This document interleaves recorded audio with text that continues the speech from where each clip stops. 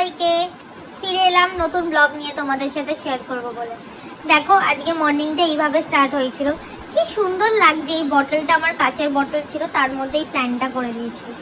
তো আজকে তো সোমবার ছিল, পুজো পুজো করে এটা কি বলো তো দেখতেই পাবে, একটু গরম গরম ব্রেকফাস্ট করবো বলে রুটি আর বেগুন ভাজা, বাঙালির ফেভারিট, সেটা আমি খেয়ে নিই। খাওয়ার পর একটু বিজি ছিলাম অফিস থেকে একটু তাড়াতাড়ি চলে এসেছিলাম। এসেই গরমকালে ছাদটায় খুব ঘুরতে ভালো লাগে, জানি না কার ভালো লাগে, আমার তো খুব ভালো লাগে। তো একটু ঘুরছিলাম, কি সুন্দর হালকা হালকা হাওয়া দিচ্ছিল। তারপর হাওয়া খেতে খেতে দেখি এই যে ধোসা বিক্রি হচ্ছে, সঙ্গে সঙ্গে নিচে চলে এলাম। আর ওপরের আকাশটা দেখো কি সুন্দর লাগছে, পাখিগুলো কি সুন্দর উড়ে উড়ে যাচ্ছে, দেখো এখানে দেখতে পাই, দেখো দেখো দেখতে পেলে। তো ততক্ষণ দাদা ধোসা করছে, ধোসাটাকে আমি বলছি তাড়াতাড়ি করে করো, আমার খুব ইয়াম্মি লাগছে ধোসাটা খাবো বলে।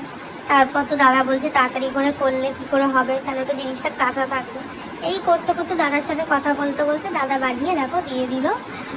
আমি চলো এনজয় করি ধোসা এখন। তোমরা কি খেলে বলো, ঠিক আছে? ইভিনিংয়ে কি খেলে? আজকের জন্য এইটুকু, টাটা, গুড নাইট।